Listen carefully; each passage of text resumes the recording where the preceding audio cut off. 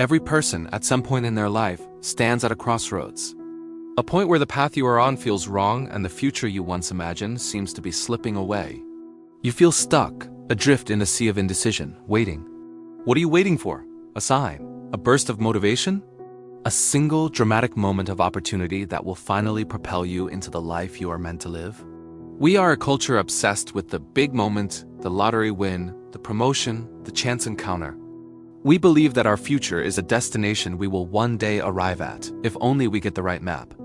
But the great masters of the mind, from the Stoic emperors in their palaces to the Zen monks in their temples, knew a secret. They knew the future is not a destination. It is a house you build, brick by brick, choice by choice. And they knew that the strength to build that house, the entire blueprint for your future, is unlocked not by 1,000 different choices, but by one. There is a single decision, a fundamental shift in your internal world, that precedes every great success, every act of courage, and every meaningful life. It is not a decision about what you will do, it is a decision about who you will be. And once you make it, your entire future will realign itself to that choice, as if by magic. Before we reveal this decision, I invite you to subscribe. And in the comments, write the one word that describes the future you want to build. Now, let us discover the master key to that future. In ancient Japan, in a small village nestled between a forest and a river, lived two young men, Kalen and Hiroki. Both dreamed of becoming samurai. They trained together under the same master, used the same wooden swords, and practiced the same forms. Yet, their destinies were already diverging, sealed by a decision one had made and the other had not. Hiroki was the more naturally gifted. His movements were quick, his reflexes sharp. When he trained, he would say, "I am trying to become a warrior." He would have good days filled with motivation where he would train for hours. But he would also have bad days where the smallest frustration would cause him to give up. He would blame the weather, a lack of sleep, or a flaw in his sword. His commitment was a flickering candle, bright one moment, extinguished the next. His future as a warrior was a possibility. Kalen was less talented. He was slower, more methodical. But when Kalen trained, there was a different energy about him. A quiet, unshakable resolve. He had made a different declaration. He had decided, "I am a warrior." For Kalen, the future was not a possibility. It was an identity. This was the one decision that changed everything. When it rained, Hiroki, who was trying to be a warrior, would see it as a good reason to rest. Kalen, who was a warrior, would see it as an opportunity to train in difficult conditions. When he was tired, Hiroki would quit. Kalen would push through, because a warrior's duty is not dependent on his mood. The villagers saw Hiroki's flashy talent, but the old master saw Kalen's deep, internal allegiance. He knew that talent is a gift, but identity is a choice. And in the crucible of life, a chosen identity will always defeat natural talent.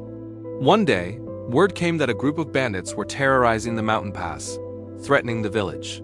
Panic spread. Hiroki spoke of grand strategies, of what a true samurai would do. He was caught in the theory. Kalen said nothing. He simply began sharpening his father's old sword. The master called both boys to him. He looked at Hiroki. "You talk about what must be done. You are waiting for the feeling of courage to arrive before you act. You are still trying to do the actions of a warrior, hoping they will make you one." Then he turned to Kalen. "You are sharpening your blade. Why?"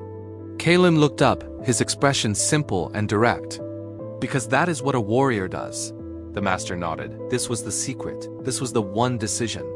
It is the decision to stop trying to do and start being. A behavioral psychologist from Stanford University explains the neuroscience behind this. The brain has a deep primal need for consistency. It experiences a state called cognitive dissonance when your actions are out of alignment with your beliefs about who you are. When you make the conscious decision, "I am a healthy person," your brain will begin to subconsciously flag behaviors like eating junk food that contradict that identity. It creates an internal pressure to close the gap. This is infinitely more powerful than goal setting, which relies on the finite resource of willpower. The decision of identity is a command you give to your subconscious mind. You are no longer negotiating with yourself every day. The decision has already been made.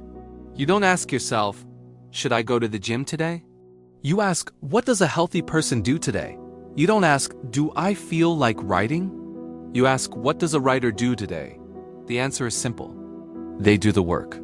The struggle is not removed, but the negotiation is. Let's stop the story. Because you are Hiroki. You are standing on the edge of your potential, waiting.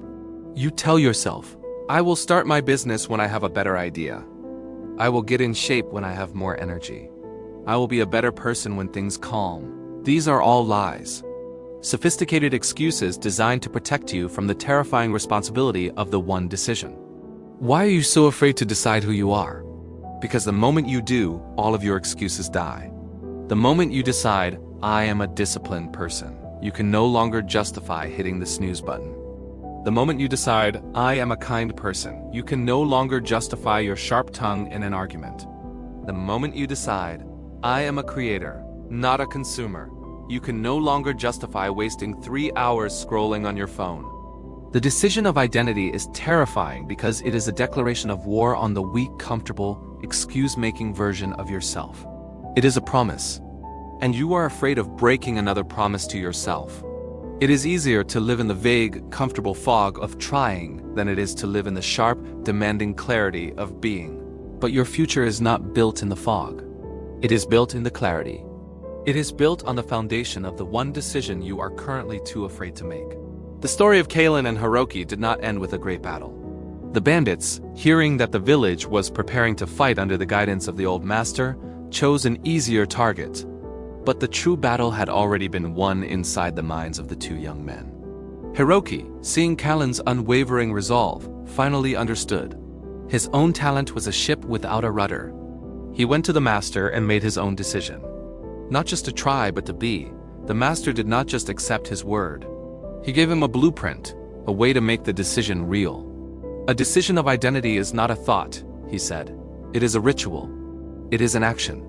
And it must be proven every single day. This is the blueprint. This is how you make the one decision that will change your future.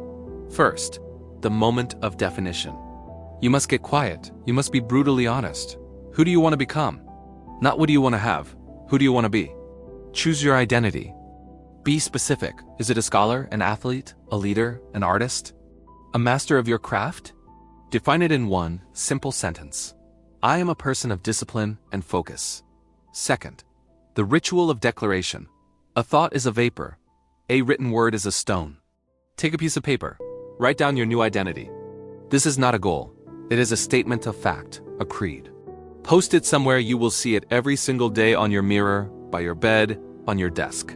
This is your new constitution. Third, the first act of proof. An identity without proof is a delusion. Immediately after your declaration, you must perform one small action that acts as a vote for that new identity. If you have declared, I am a writer, open a document and write for 5 minutes. If you have declared, I am a person who is in control of their finances, transfer a single dollar into your savings account. This first act is the most important. It is the first brick in your new house. Fourth, the daily vote. From this moment forward, understand that every action you take is a vote for the type of person you want to become. Eating a healthy meal is a vote for I am a healthy person. Watching another hour of television instead of reading is a vote for I am a consumer. The future you is not built in a day. It is built by winning the majority of these tiny daily elections. Your future is not a mystery to be solved. It is a reality to be created. You are currently living out the future dictated by your past identity. The identity of the person who says, I'll start tomorrow. The person who waits for motivation. The person who is a victim of their circumstances, but at any moment, you can make the one decision that changes the architect. This decision is the difference between a life of reaction and a life of intention. It is the difference between being a passenger in your own life and being the driver. It is not a magic pill that removes all obstacles. The work will still be hard. The challenges will still come. But you will face them differently. You will face them not as someone who is hoping to succeed, but as someone who is a success, simply in the act of showing up as the person they have decided to be. Stop waiting for the world to give you permission. Stop waiting for the perfect moment. The perfect moment is now in the quiet solitude of your own mind. The power to change your entire future is not in the world outside. It is in the single, terrifying, liberating decision of who you are. So who will you be? Not tomorrow. Not next week. Right now. Make the decision, write it down, and cast the first vote. Your future self is waiting. If this message has awakened something in you, subscribe to the TGR Flurby. It is time to stop waiting for the future and start building it. Thank you for watching.